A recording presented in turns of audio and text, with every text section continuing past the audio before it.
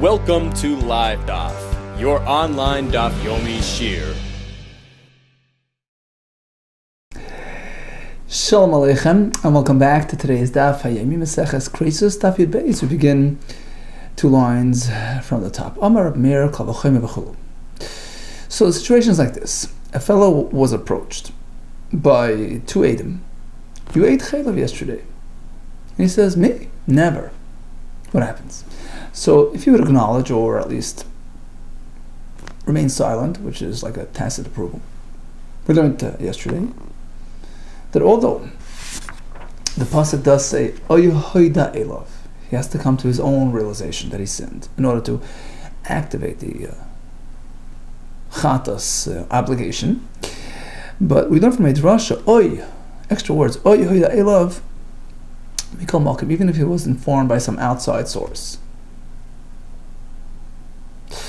So even an Eid Echad, a single witness, even an Isha, she informs him of such, and he sort of acknowledges it, even though he doesn't personally recall, but he submits to their account of history. Then he's chayav karban chatas, certainly by 2 Edom. But let's say he denies it. He's makhesh. He opposes their account. You ate? No, I didn't. What happens there? We have big machlokes. Rameir says, look, 2 Edom, 2 witnesses, the highest level of credibility. They can bring a person to Misa. To Misa's bezin if they would testify that he transgressed something of that sort. Certainly when it comes to a karban chatas, of course they can obligate him for that. Rabbanan say no. He says he didn't do it. Now the question is, why? What's the reasoning behind the Rabbanan's shita? Why do we go with this fellow as opposed to the Edom? Iboilu. The question was posed like this: My tamay du Rabbanan. What's their reason? Mishum da adam neman al atzmai. Is it because we give a person ne'emanus, credibility, trustworthiness regarding his own personal matters, a karban to Hashem? He wouldn't shortchange. He wouldn't deprive himself of the opportunity to get kapara with Hashem. Rashi on the top line says, Adam neman al atzmai b'devarim. He's believed regarding his own matters with respect to things that generate kapara, sheish b'hem kapara, lo yimimna l'asuye chatas. A person chatas, he would never try to get out of a chatas, cut corners to avoid a karban, a schaper, neged koinit, get kapara with Hashem. So regarding a karban, we trust him. He says he didn't do it. He wouldn't misrepresent the truth in these matters. Mishum de adam neman al atzmai yoyser meish. He's trusted more than 100 people, even 100 Edom. So we go with him despite the witnesses that testified otherwise. Or maybe that's not the reason. The reason why we trust him in this case is because he has a migu. Look, he could have easily said, okay, so tell me again what happened. I ate chaylev. I have to bring a karban. Okay, you know what?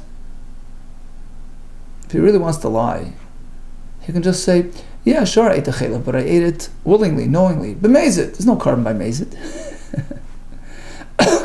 So of course you got to trust him when he says he didn't. Because if he's lying, he could have just lied so much more simply and easier, in a way that the Edom cannot prove him wrong. What do they know what's going on in his mind?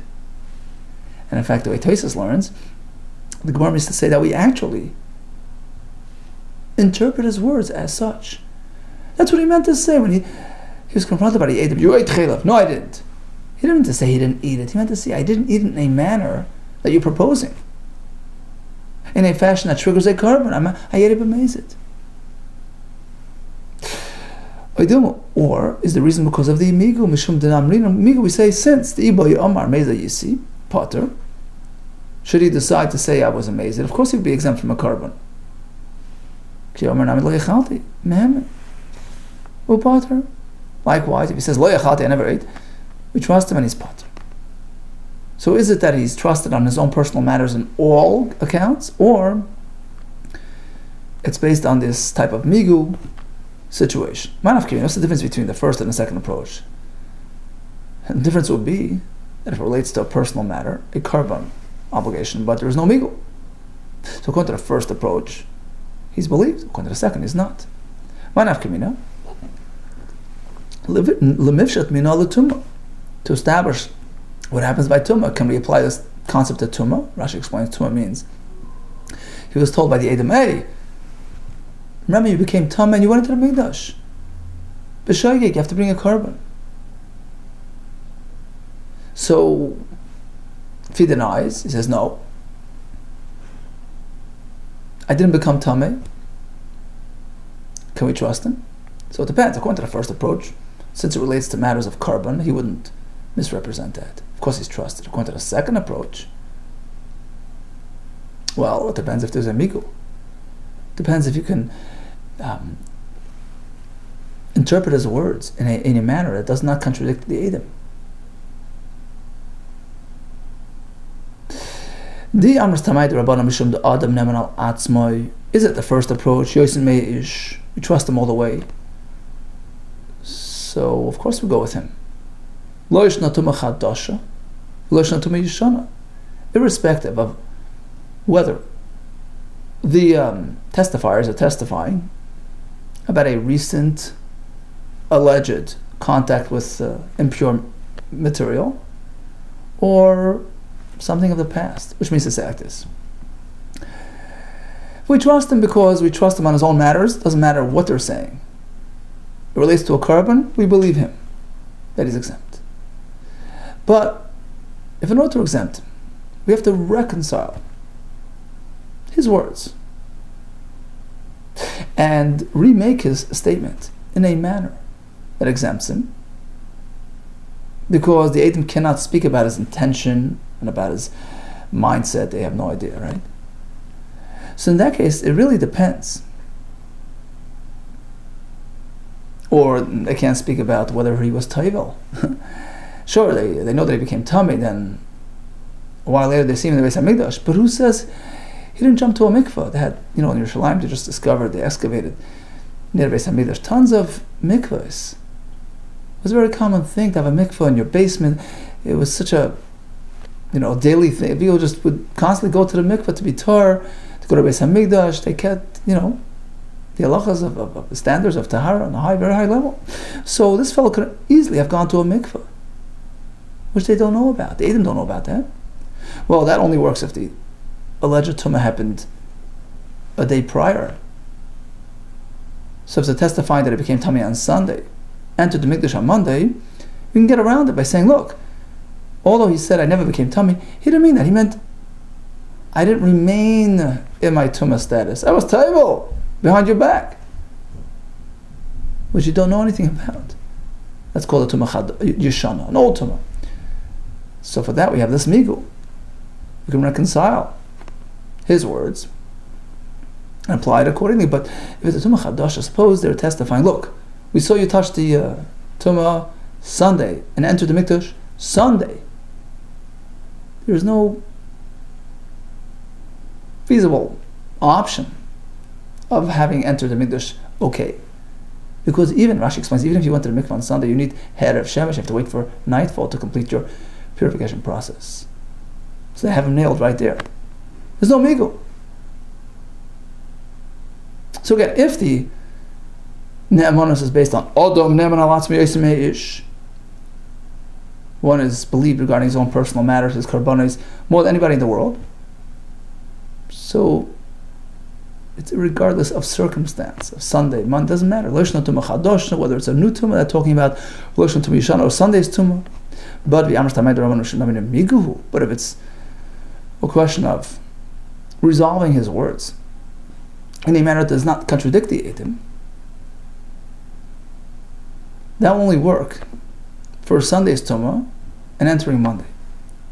Rabbanon will only exempt him a korban. If we're talking about an older tumah, yesterday's tumah, which allowed for a tefillah and tahara in between.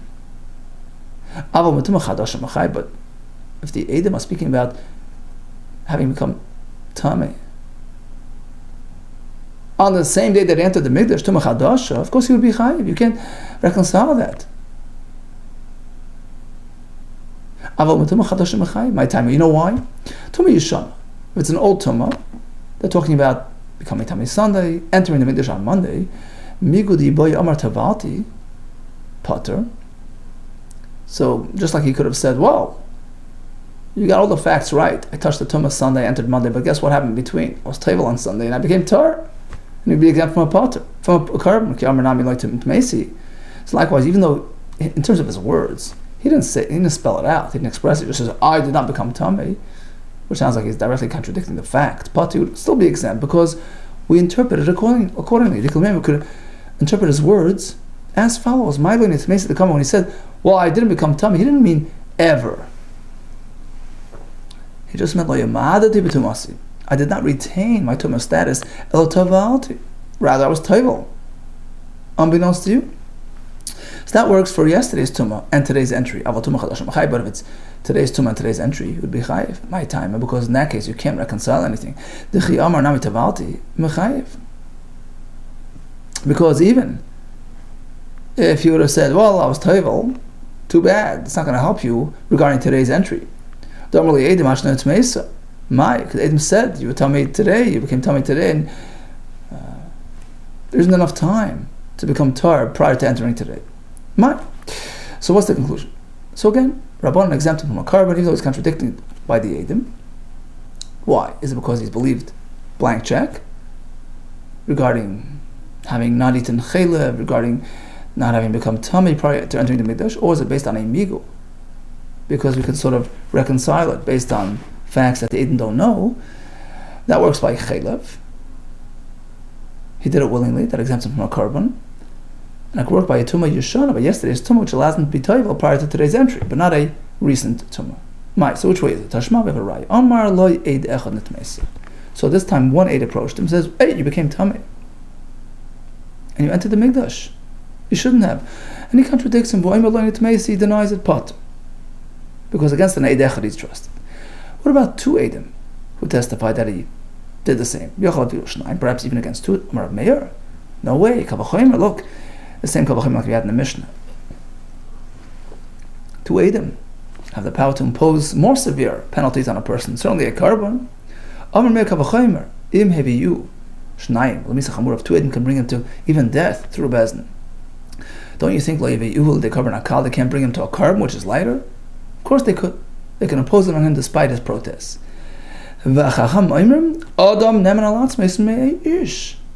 Person's trusted on his own business more than anybody. It sounds like they're going with the first approach, blank check. So he's trusted in all matters, even regarding a brand new tumah, which doesn't allow for tefillah in the middle, because we trust him when he says, I did not become tummy. No, Rabban never meant to express that first approach. It was based on the second approach. Migu. He could have meant this. We assume he did mean that. He was tayvel.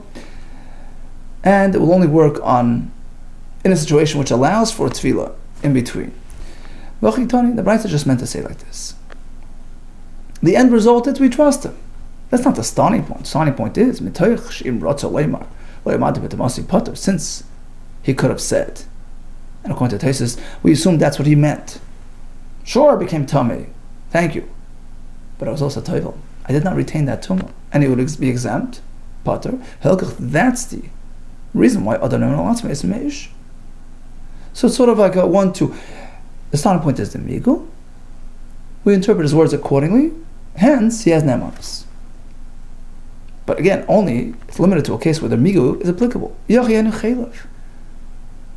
that's the case, then the Bryce is just echoing the same halacha of the Mishnah, which is based on migu. There's another migu. Chelo example and a tumah example. It's just repeating the same point. Says the Gemara, there is a lesson here. I would think maybe in the case of the Bach adds the word lo yachalti chelev. When he claims he didn't eat the chelev, kamataris diburei. What he means to say is lo yachalti shogig al amezit. Like we said before, lo yachalti can have a more subtle meaning. Not that I didn't eat at all. I didn't eat in a manner that you're proposing, in a manner that triggers a carbon. I ate a b'mezit. Taisus says typically a person wouldn't want to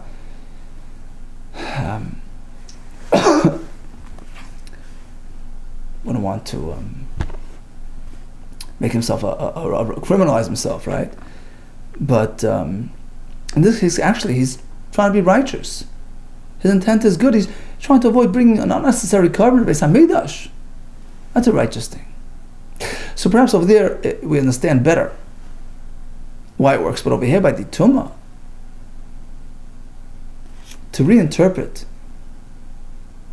his phrase of "No, I did not become tummy" to mean, well, I did not remain tummy. I became tummy, but I didn't hold on to what I was told. That's a little bit of a stretch. Who says we do that? That's the point of the brayso. We do.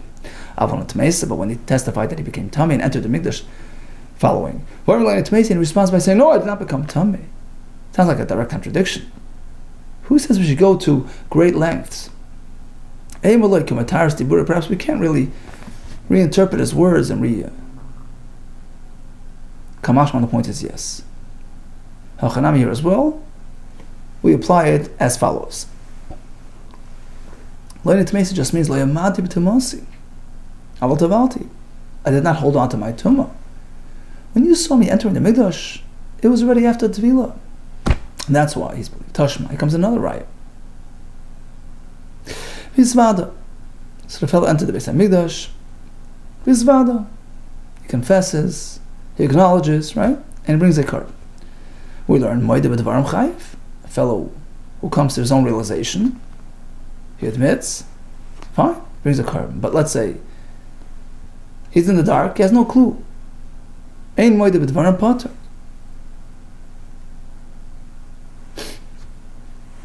For instance, Amalei Dechad Nitmeisa. He's approached by Ruvain. You became Tamei, you entered the Mikdash. What are you? And he says, what are you talking about? Never happened. Voimelei Nitmeisa. Pater, of course he's pater. So even though he was informed by somebody, that's not his own realization. What if there are two Eidim telling him about it? Suppose two Eidim testify that he did it, and he denies it. Once again, the same achlikas. Between Meir, Amar Meir, of course they can impose a carbon obligation upon him. If they can bring him to capital punishment in the Bezdin for various infractions, don't you think they could impose a carbon on him? Well, you view the carbon akal. Rabbi Yehuda takes on the position of the Chachamim in the Mishnah. He says, what do you mean? No. In matters of personal karbanos, he has the upper hand.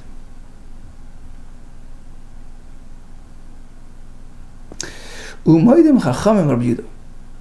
the other Chachamim agreed to him that we trust him to exempt him from a carbon in certain matters. In matters that allow for that migu, for that reinterpretation, in a manner that reconciles and does not pose a contradiction with the words of the Eidim. Such as by chelev, b'chalavim, when it comes to eating fats. I didn't eat. All he meant was, I didn't eat it. B'shaygig, by mistake, I ate it by mezit. Uvias migdosh. Or suppose the Eidim said, well, you entered the Mikdash when you were tummy, and he denied, no, I didn't enter the Mikdash. So once again over there, he can very well mean, I didn't enter inadvertently, I entered knowingly, in which case he would not bring a carbon. So in those two cases, we agree with Rabbi Yehuda, we take his word for it. Because there's an amigo. But in matters of tumah, suppose they testified that he became tummy, entered the mikdash, and he says, I did not become tummy. So his dispute revolves around whether or not he became tummy. The previous case was whether or not he entered the mikdash. In that case, we can interpret I did not enter as saying I did not enter b'shaygig. And now he's exempt. But if the point of contention is, did I become tummy or not? In this case, the Chacham did not adopt Rabbi Yehuda's position to exempt him. Why? Because there we don't have a migu. We'll see in a minute why. So the way Rashi learns, we just resolved our question. What is the basis for the Chachamim exempting him? Because he's believed in all instances, in all cases, in matters of personal karbonis. No, it's based on a migu only. It's limited to a situation where we can reconcile his words, we can reinterpret what he's saying in a manner which exempts him and does not contradict the aid. Now, why is Tumah different? You might ask, what kind of Tumah are we talking about? What are they testifying? Ilema, we turn Talmud Bavli. With Tumah, Yeshana, yesterday's Tumah. You became Tamei on Sunday, you entered the English on Monday. He says, Tamei never became Tamei. This is a classic Migu case. What he meant to say is, I did not remain Tamei, I was Toivel. And by the time Monday came around, I was Tahar. So why is there no Migu in that case? Why the first two cases, the Modulei, Chachamim agreed with Rabbi Yehuda to exempt him because the Imratza Yamim is Yisi. Because in both situations, you could have said, I did it willingly, and we, according to Taisa, we hear it that way. So he's exempt. Because again, it's not something that the Edom can know differently. Tumah Yishana Nami, Metaris Diburei. Likewise, yesterday's Tumah and today's entry, again, we can explain things. If he wishes, he could have just said, look, of course I became Tumah, but I didn't hold on to that Tumah. I was Taival, I was okay by the time Monday came around, and that's what he meant. Amar Avina, Lo'ilam B'Tumah Yishana. We're talking about Sunday's Tumah and Monday's entry. So what's the issue? They're saying, look, you became Tamei, right? And you ate, you touched karbanos, and you ate karbanos. You did a lot of things when you were Tamei.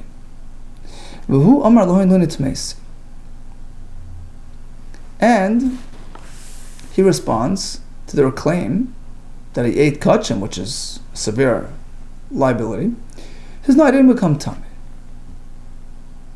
So he's directing his response to their claim that he ate kachim. I mean, that's the primary testimony here. You did something that brings you a carbon.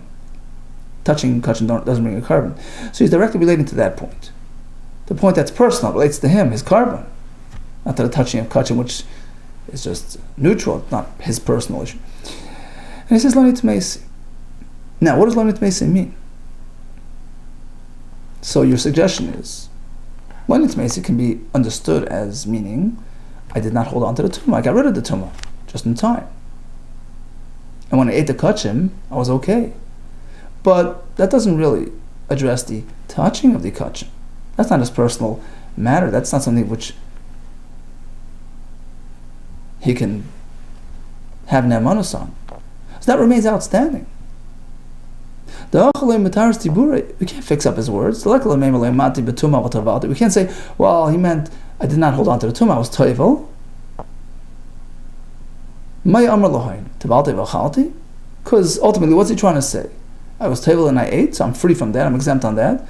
But he hasn't really addressed the touching of the kachim. That remains outstanding. Regarding that matter, he's contradicting the Edom. Regarding that matter, which is not personal matter, we can't reconcile his words. That's only regarding matters that relate to himself. So even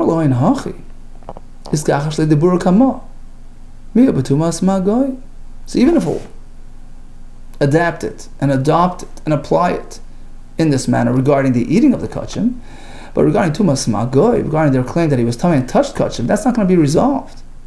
That's not his personal matter that allows for this whole migu, this whole. That's all regarding personal issues. Trust me regarding my own issue. They saw that he was, according to what they saw, according to their understanding, he was tummy and touched kachim. So regarding that, he's contradicting them because he's saying he was not tummy. You were tummy when he touched the kachim. No, I wasn't. I wasn't tummy. So although we can reconcile regarding his personal issue,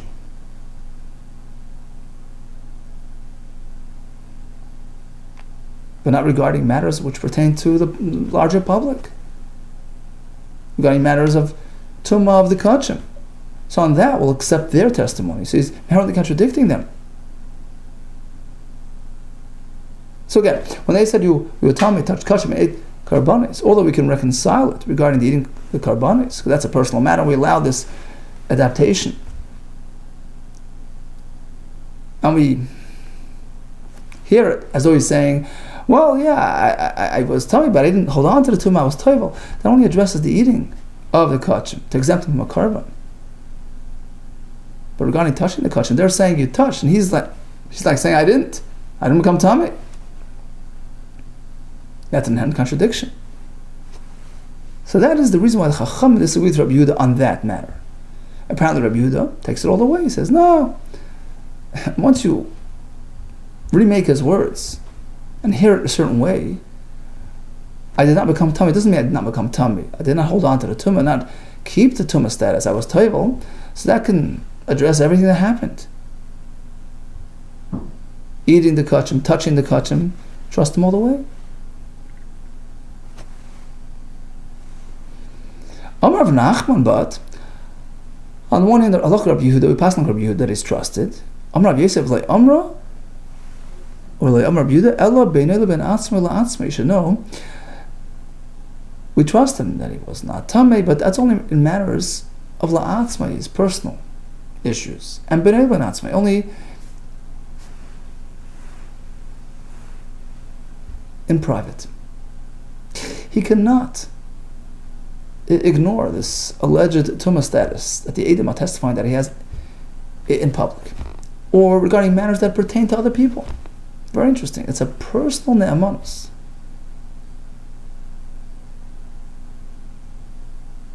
For his own personal business. Amar Reish Lakish. Let's go back to the original machlokes. Two Eidim are coming and testifying, imposing something. You ate chela, bring a korban, you wanted to. Rabbi Meir says to Eidim, credible as can be, and they can obligate him in a korban. Chacham say, no, we can interpret this fellow's words in a manner which the Eidim have no clue.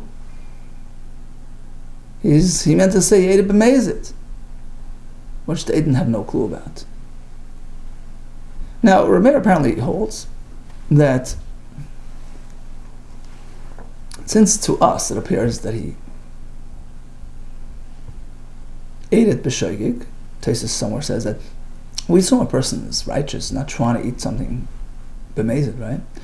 So, in terms of their view of things, their picture, their image was a fellow b'shoigig eating chaylev, and they can testify accordingly, and they're trusted all the way. In fact, Tosfos Yishanim says, Rameir holds that you can't give the person that, leeway to interpret his words. I ate it b'mezid. A person wouldn't want to say that, make himself incriminate himself. So Rameir gives them the upper hand. But again, that's only because, in terms of what they saw a full picture. Well, more likely this person was a shaygig and he ate chela in front of them. But suppose we find a situation, or situations, where the picture is incomplete, even to the Eidim. There are some elements that are hidden from their eyes. In terms of the actual story, in that case, you got to take his word for it. In terms of clarifying the precise details of what happened, even if it exempts him. Amar Reish Lakish, Moed Rameir would agree with Chachamim that he's exempt in the following case. Shem Amar Lo Yishnayim Ba'ata Shivcha Charufa. Suppose two Eidim come and testify, you got involved with the Shivcha Charufa, which, as we explained the other day, is different than other rayas. Other rayas, even an initial physical interaction is criminal, but here you need a full physical and complete physical interaction, which is something they cannot determine. So they're alleging that he got involved. He says, no, I never got involved, ma'am, we trust him. Why? Because he could be telling them, look, I never completed the interaction, which is something they can't testify about. So they never saw a complete picture. We have to give them the ne'emanus. Once again, another example of an incomplete picture that must rely on his side of the story. They see a nazir, should not become tamei. They're testifying that he became tamei, and you're liable. He says, no, I didn't become tamei. Patu is exempt. You know why? Because the Ibai Amar Nishalta al Naziri can say, look, I undid the vow. Nazir is like any vow which you can go to the Chacham and undo it, regret, and so to them he looked like a Nazir. But he could claim I was never even a Nazir anymore, which is something they have no clue. Amar Abaye, here's another example. This is in the matter of Shvuas HaEdus. So a fellow was approached by a litigant, come help me out in court, I have no clue what you're talking about, I have no testimony to offer. And he swears falsely about that.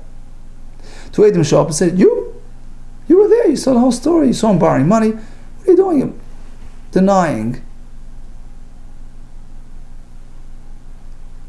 Is he chayiv a carbon? Rabbi would agree to the Chacham, he's not. Shem Amar lo yishnam yedei atabei displaini. And he says, no, boy, I have no clue what you're talking. I don't know. He's potter. The Ibai Amar lo niskavanti lo leidus. Because once again, he can say, look, I never intended to be an aid. I was there, but I wasn't paying attention. In which case he can't testify. And that's something the Eidim don't have a position about. They don't have insight on that. So in this case, of course, he's potter. Okay, let's recap the sugya before we continue. Pasuk says, a fellow came to the realization that he sinned, that he ate chelev, or that he entered the mikdash tamei, or ate the karbanis tamei, brings a carbon. What if he was told by others? So he acknowledges, he's chayiv. But if he contradicts, Rameir says, of course he's chayiv edim, they have the power to impose a carbon on him. Chacham say, no, he's believed. And we concluded that it's based on this migu, because he could have twisted out of it. He could have wiggled out of it. You say, I ate? Yeah, I ate, but I was mazed. I entered the mikdash, mazed. And Rabbi would certainly agree by these three cases, Shivcha Charufa, Nazar Tameh, and the Edus, that he's going to be exempt. Mishnah goes on to describe a fellow who ate 2 portions of fat, kazayas each, in one experience of forgetfulness. In this case, it's only chayiv 1 chatas. Why maska flora of zera? Why amayne chayiv chatas achas? Why only 1? He ate 2 portions. Abaye says, oh, halom is mecholakos. In order to split them and separate the 2 portions, it has to come with a knowledge, a sudden realization. Oh, what did I do? I ate chelev. And then he forgets again, he has the second one. Halamis means the forgetfulness. There has to be 2 separate forgetfulnesses. Here it's 1 lapse of forgetfulness. So it's combined into 1 liability. Some ask the kasha differently. The only reason why it's 1 carbon, because they're both combined under the same lapse of unawareness. But suppose they were eaten in different lapses of unawareness. So you came to some realization in between, forgot again, the chaylev was also ate the second one. Chayiv shtayim is chayiv twice. Am I why? It's both fat, the same isra. Shem chaylev echadu. Amalei Abaye, the same answer. Alom es b'cholakin. Different experiences. Ochal chaylev v'dam pikul v'nesa chayiv. Now we drop down to the last halacha in the Mishnah. So let's go back to the Mishnah actually and read it inside Yud Aleph on base. So the last 3 lines of the Mishnah. Shem achal here v'chaymer b'min echad b'min harbe. Shem achal kazay kachatzi zayis v'chaz v'achal kachatzi zayis echad acher. Suppose he split his meal, half a kazayis and half a kazayis. V'elam echad, in 1 lapse of unawareness. Is it chayiv? Do we combine the 2 halves? Well, it depends. If it's the same type of forbidden material, yes, min echad chayiv, because it combines. But mishneh min in potter. If one is chaylev, one is nicer, he's potter. Okay, so 2 halves in the same experience, same type, we combine. Otherwise, they're separate and he's potter. Ask the Gemara, ochal chaylev dam bigul noisa chayiv min echad chayiv. Same type, you combine it, and he's chayiv pshita. Well, obviously, I mean, why would I think otherwise? Amar Shlokish, Mishum bartutini. Yeah, they were technically the same type, but prepared differently. They were cooked differently. So in their presentation, they're very different. And the chiddush is we still combine them. After all, it's the same substance. You ate them in two different dishes, two different recipes. And we're following Rabbi Yeshua's shita, who holds that can actually be a factor at play. It makes them separate and distinct. Pots, dishes, recipes, yes. It affects the difference, the separation. He actually says it, l'chumra, he says it when you have two full portions of fat prepared differently, and you ate them in the same experience, it's chayv too, because it's like two different materials. That's what we have as shita. The question is, in our case, actually, it's going to result in a reverse outcome. Here, he ate a half and a half, prepared differently. It would exempt him if we work with the tamchuin factor. So the point of the Mishnah is to say, no, we don't apply that factor in this case, because it's going to result in a leniency to exempt him. It is a factor at play, but it's on top of the basic material element, meaning you can obligate it more, but not less. Perhaps Yeshua's concept, the preparation factor, can be applied l'chumra. Again, as we explained, we have one kazayis prepared one way, another kazayis another way. He's chayv twice, despite the fact that they're both chaylev, but they're prepared differently. Or perhaps he applied even in our case, what results in a leniency. Half a kazayis is prepared one way, half the other way. We're not going to be combining them. Kamashman, the point is no. We don't say lo yishlan l'kula yishlan l'chumra. Kamashman the chayiv. In our case, it's chayiv alma l'chumra, alma l'kula alma, because it only applies this factor l'chumra. After all, they're both fat. You combine them to give them liability, but you can separate them as well. You can also factor in the preparation factor to give them additional liability, but not to diminish the basic liability. Ikad amri. Actually, some had a different approach. That we apply this factor even to diminish his liability. Ikad amri al seif. The discussion related to the last phrase in the Mishnah, Mishnemin and Potter. So again, he had two halves of chaylev. He's chayv. Two halves, one chaylev, one noisar. He's Potter. Pshuta. Well, of course, two different types. Of course, what's the point of even discuss? Amr shlokish. They're not distinctly different. They're prepared differently. They're both fat, but cooked differently. We're going to the opinion that separates them. The Tema perhaps is room to think. We shouldn't apply that factor if it results in a leniency in points as we do. Perhaps Rabbi only applies it to add, to increase liability. Right now, a case will diminish liability. Come on, the point is yes. So we take it all the way, whether it increases or diminishes liability. Preparation is such an important factor at play. We treat it like a different material.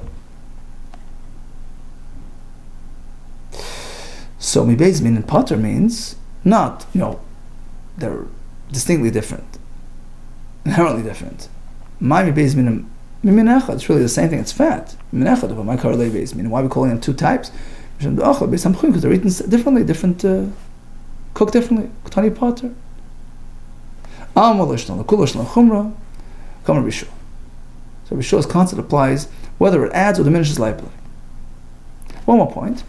So again, we have two parts to this last halacha. He ate two halves of a kazayis.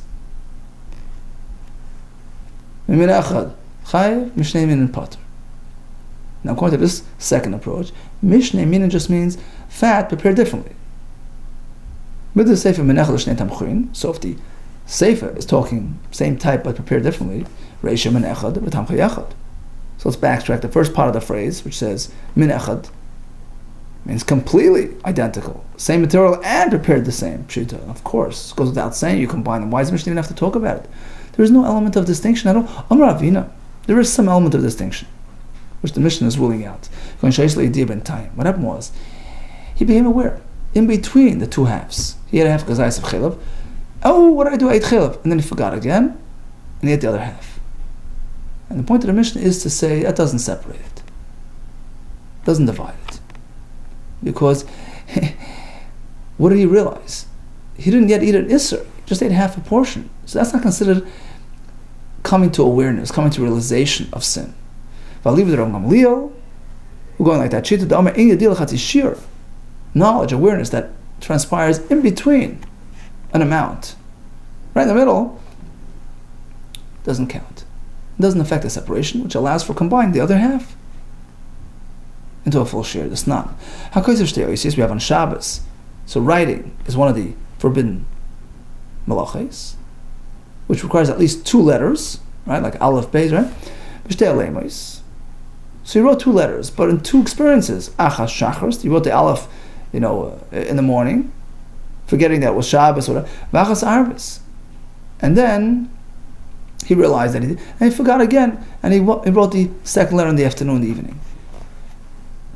Can we combine them into one malacha? Or do we say, well, since he had a yediyah in between, he cuts them into 2, can't combine them?